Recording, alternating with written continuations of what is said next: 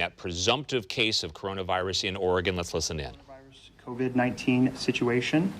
And we have Governor Kate Brown. We have Pat Allen, Director of the Oregon Health Authority. We have Jennifer Vines, Dr. Jennifer Vines, Tri-County Health Officer, and Dr. Dean Seidlinger, who is Health Officer and State Epidemiologist. Governor? Thank you. Yep. Good afternoon, everyone. Thank you for being here this evening. This afternoon, we learned that we have Oregon's first case of the COVID-19 coronavirus. Earlier this week, federal health officials advised Americans that new cases of the COVID-19 coronavirus were likely to occur. That is why I directed my agencies to continue more active preparations. And that's why today I stood up a coronavirus response team to coordinate these efforts statewide. I understand that this news is concerning. However, I want to reassure you that our state and local authorities are responding quickly to the case. They are professionally trained to handle this situation. Oregonians should know that we are taking this very seriously. Officials will provide immediate updates as we have them. With that, I'll invite Oregon Health Authority Director Pat Allen to give more specifics and what next steps our health professionals are taking. Thank you very much. Thank you, Governor. First, I want to acknowledge that there has been a great deal of concern around the world and here in Oregon about the COVID-19 coronavirus, and that concern is real and reasonable. As the governor indicated, we've had our first presumptive case of COVID-19 in Oregon. What does that mean? That means that the individual who was under investigation had a test done, and that test was returned positive. That test was done by the Public Health Laboratory here in Hillsborough. Earlier today, we were doing a variety of briefings about our preparedness, and at that time, that capability wasn't yet online. It actually came online during the day today, and so it was able to be deployed and provide that test. We'll do a confirmation test through the Centers for Disease Control and Prevention in Atlanta, and so the case will be considered presumptive until we receive a confirmation one way or the other. The case is from Washington County, and the individual is currently at Kaiser Permanente Westside Hospital. In the interest of privacy, we will not be disclosing the age, gender, or specific condition of the individual. Nevertheless, our concern is certainly with that person and with that person's family, and we want to provide all the support that we can for them. There was no known travel exposure for this individual, so this is a case of community spread of the disease, much like the case from California earlier this week. The patient has spent time at the Lake Oswego School District at Forest Hills Elementary School. We're working with the local school officials and the Oregon Department of Education in the response. We're also working with Washington County and Clackamas County public health authorities to conduct contact tracing to notify people they may have been in contact and offer health guidance. We're also providing guidance to local healthcare providers to help them respond to inquiries they may expect to get from parents and other community members. We've notified the Centers for Disease Control and Prevention and are working closely with all of our local partners. What we don't know. We don't know the number of close contacts being within 6 feet for a prolonged period of time that this individual had. We don't know how this person became infected with COVID-19. It's too soon to say what impact this case has on family, friends, coworkers, or the Lake Oswego School District and other members of the community. Contact tracing is our top priority right now. We'll notify the public as soon as we receive any information about potential exposures. What are we doing? We will notify anyone who is likely to have been exposed. We're continuing to process COVID-19 tests as necessary at the Oregon State Public Health Lab. Earlier today, we identified that there were 2 individuals under investigation, and so we're testing that other individual. We will announce any individual positive test results when we become aware of them. What can you do? The advice is actually pretty simple and has been around for a long time. Cover your cough and sneeze. Wash your hands. If you begin to have symptoms of a cold or flu, it's critically important that you not go to school or go to work. Stay home and call your healthcare provider for guidance. And stay informed. The OHA website, healthoregon.org/coronavirus, has a variety of information pieces for individuals and providers. And the 211 information line is equipped with information to answer inquiries that you might have. We spent a lot of time today at the Capitol and talking with you all about preparedness for this event. We've been expecting this, and we're prepared for it, and we're using the system that we described today to respond and help keep Oregonians safe. Now I'd like to turn it over to Dr. Vines.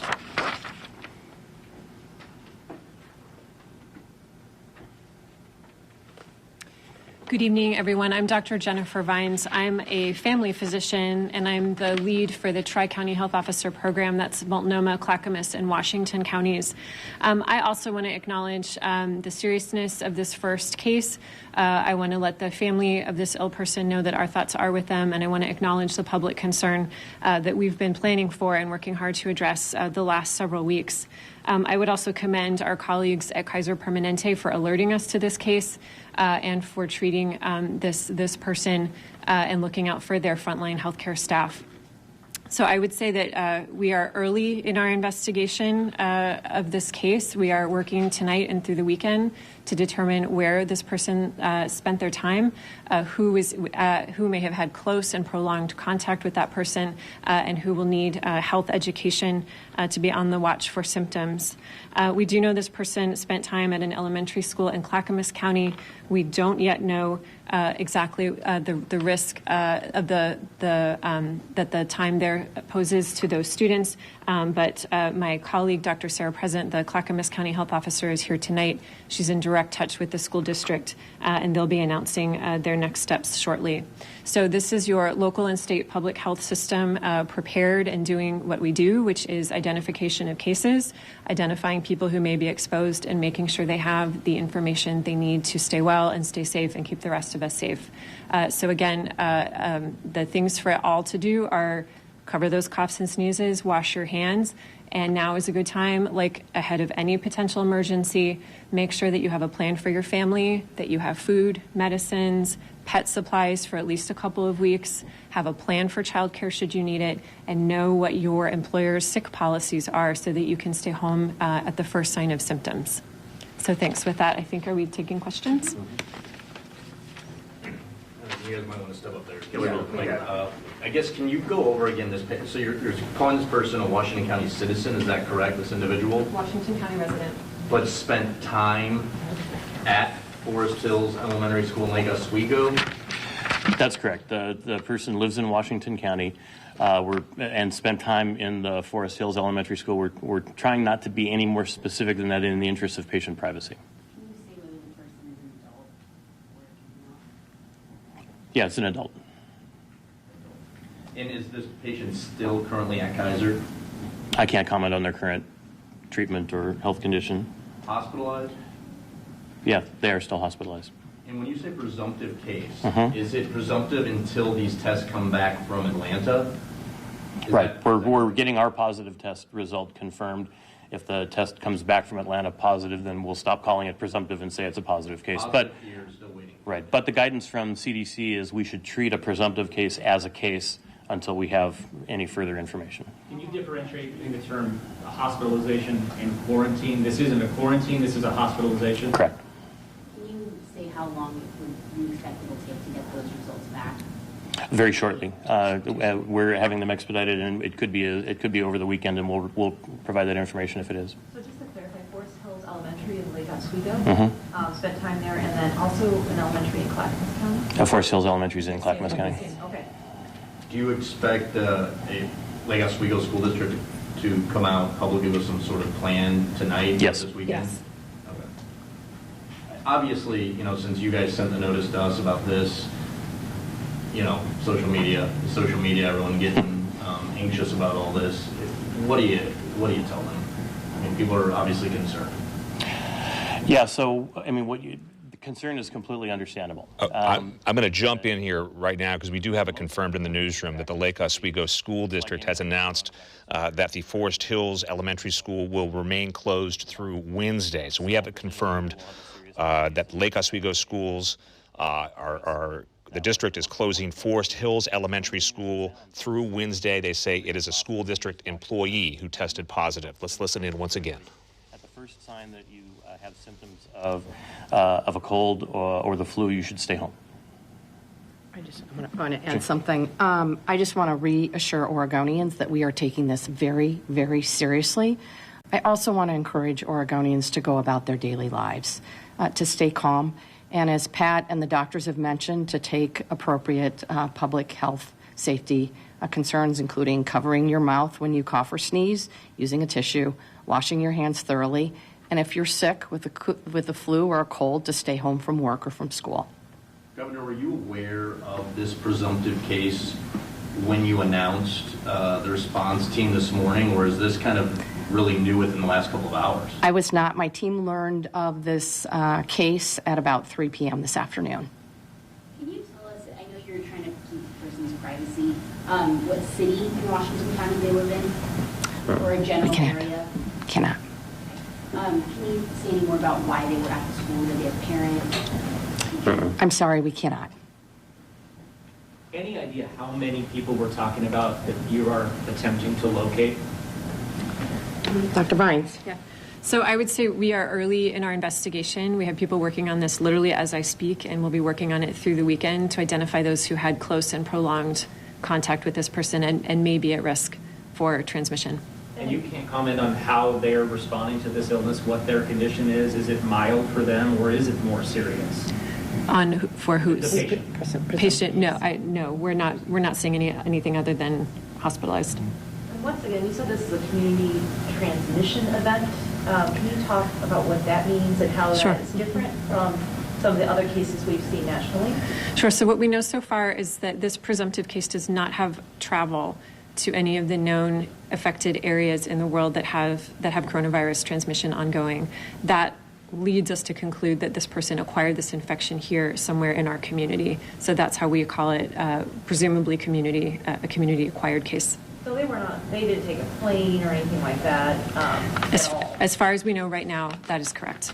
So if they got this from the community, then do we assume someone in the community, there's someone else that has it?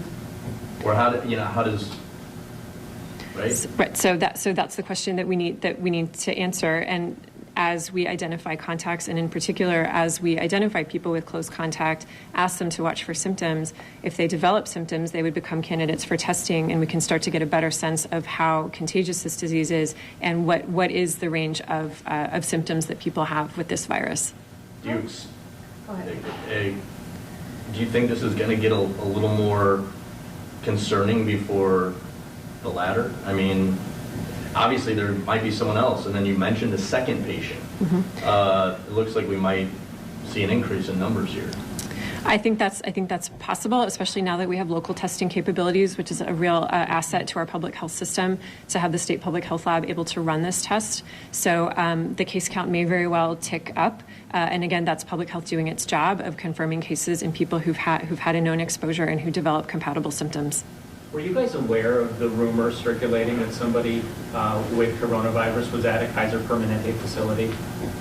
Is that from several days ago? Several days ago, yes. Yes, I was aware, and I helped dispel that rumor. Well, now that we're hearing this, is that the case that people were talking about, or is this something completely different? No. Now that it's here, we had heard of a California case in Northern California where testing from the CDC wasn't being done as quickly as they would have liked. Has that ramped up? Have national officials reassured you that if we have new potential cases coming in, that they will be tested quickly, so maybe this can be isolated? So just the Centers for Disease Control this week, after that case in California, did expand the number of people who would be tested. So the people with serious respiratory illness who are hospitalized, even without a trial. All right, watching live coverage now, and just want to jump in because we have some updated information, some information that they're not providing at this news conference, and that is that the Lake Oswego School District has sent out an announcement to parents saying that the Forest Hills Elementary School will be closed through Wednesday. That's right. They need to deep clean everything. They want to make sure that they're covering all, make sure that they're being safe, because really this is the beginning of this investigation. So we really don't know exactly how this person got the virus. They're saying that this person did not travel anywhere recently. So they do believe that they got it, somehow locally, which is concerning. They call it a community transmission. Let's listen back into the news conference. Tonight and through the weekend to identify who this person has contact with, so we can try and draw a tight circle and see the people who are at risk, identify them, assess their symptoms, see if they need to be tested. If we do notice spread in our community or multiple cases, that is certainly something we would consider on a case-by-case basis if the situation escalates in Oregon. How quickly can you ferret that out? Like, you've probably done this before with different illnesses. How quickly do you guys move? When will we know the amount of spread? So when we know of a case, you will know shortly after us if we identify a case. We've been doing this continuously with our persons under monitoring who come into Oregon, and already cleared about 180 of those people who did not develop symptoms and are now in our community with no threat at all. We have additional Oregonians who've been very compliant and working with our local public health officials and staying home, talking about their symptoms and reporting things. We've had 2 people prior to this who developed symptoms when they were under monitoring, were tested, and those came back negative. So we have the utmost confidence that people are complying and listening to public health. We know there's a lot of concern out there, and that's why we are announcing this case, even though we don't have all the information, because we want people to be assured that public health, the state, our federal partners, our local partners are working together to do everything we can to ensure people are protected. Is this person self-quarantining, or not self-quarantining, but they're in the hospital? This person is in the hospital and is isolated. What about the members of that have come in contact with them already? That you don't know if they have it, but have you asked them to kind of... So our Kaiser Permanente, our healthcare partners are working very hard on making sure that their staff are protected and taking the steps they need, and our local public health partners who are working with potential close contacts, including this individual's family, are also assessing to make sure that people are taking precautions and not exposing others. Is there concern over other areas in Washington County where this person could have spent time? I know you mentioned the school, but is there any other areas that you guys are looking into where this person could have spent time that is posing a risk to others? So that's a great question. Part of the local public health response is to do a detailed timeline of where the person was during the period that we think they were most infectious. So again, that's happening literally as we speak, and we account for pretty much every minute of the day in an important potential exposure like this one. So again, we're looking more for close and prolonged contact, but we are making sure that we do our best to capture anyone who may be at risk and needs to know that they've been exposed. And Dr. Vines, can you explain again the second person you guys are? Is there another person that's being tested and you're waiting for those results to come back? You mentioned that you don't want to talk about the second. Yeah, so we committed to doing weekly updates, but since we're here, there's another individual who has developed symptoms and would fit criteria for testing by the CDC. Those results are currently pending, and if those results come back positive, we will certainly confirm those as soon as we have that. To confirm what Dr. Vines said, we work on these prolonged close contacts for these investigations to identify who's at risk. This is not like a measles investigation where even kind of being in the same room with someone or after someone would put you at risk.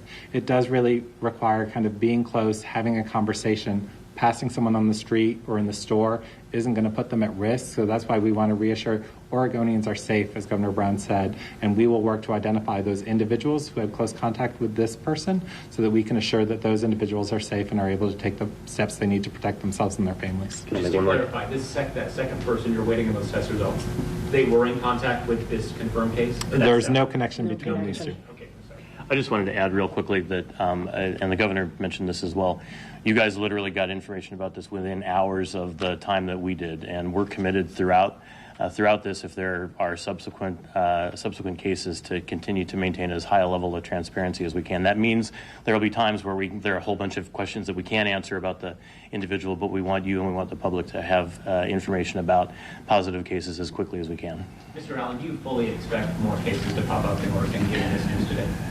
Well, I think the CDC has indicated that they think there will be widespread incidence of the disease, and I don't have any reason to disagree with that. But also saying that right now you say that the exposure for people is low risk, that people should go about their lives, go places, do things. Yeah, I might actually rely on Dr. Dean to comment on that a little bit, but this is not a disease like measles where the virus persists for long periods of time after someone's left. It requires close, prolonged contact, and that's a different circumstance than some diseases that we look at. Dr. Dean, do you want to add anything to that? Yeah, I think this is the conversations we have every flu season. You know, the reason we talk about people with flu staying home is one, so that they can recover, but two, the people that they work with or when they're in school, that they're sitting across from having conversations, those are the people most at risk. So if they separate themselves at home, they're not going to put other people at risk. Diseases have very different ease of transmission from one person to another. Something like measles is incredibly good at spreading from one person to another person, and that's why we identify public places, supermarkets, airports where people may have been, so that if people develop symptoms, they can take action. We also, in a disease like TB, we know it's very hard to spread from one person to another, so we usually have very limited people who are at risk. This is something in the spectrum between tuberculosis and measles, but really closer to tuberculosis. It requires someone to be within about 6 feet, that person to be coughing or sneezing to have those particles affect the healthy person who's with them to get infected. Unfortunately, what we don't have with this disease is a vaccination to prevent it like we do with the flu. It is still not too late to get your flu shot, and we remind you that flu is still circulating in the community, so someone who develops these symptoms of fever and respiratory infections may have the flu, and there's something that they could have done to protect themselves and their family by getting that flu shot, so get your flu shots. Governor, can I ask you, are you confident with what's going on nationally to address the coronavirus? Look, at least the work, I am very confident about the work happening in Oregon. We've handled these situations before, the Ebola virus, the H1N1. We have very well-respected, trained public health professionals, and I'm confident both in terms of our ability to handle the situation in Oregon and that we have the resources needed. I just spoke with Senator Merkley about a half an hour ago. He is working with his Senate colleagues right now on legislation to provide states with additional resources to combat this virus. And so I look forward to seeing that work get done in Congress. Maybe one more question? Two more questions. How about two more questions? No more questions. One more question. Especially from OJ saying that the person is employed at Forest Hills. Can you say any more? What? Not right now, no. When do you expect to have another update? Are you going to do another press conference? Like, when you know more? Like, say this person who has the second set of tests comes back, will we? As soon as we have additional information, we will update the public. This weekend, if you get a positive result, will you? Yeah, We we won't wait till Monday. We will update the public as soon as we have additional information, regardless of the weekend. Just because you guys are here, I mean, just to read, it says the individual is employed at a school in Clackamas County and may have exposed students and staff. The school district is planning to close the school to allow public health officials to complete their investigation, including contacting employees there and family of children to inform them of their exposure and let them know the next steps. I think, as we said, as Director Allen mentioned, we wanted to get this information out as quickly as possible, and obviously over the course of the evening you're going to see additional information coming out to assist the public in decision making.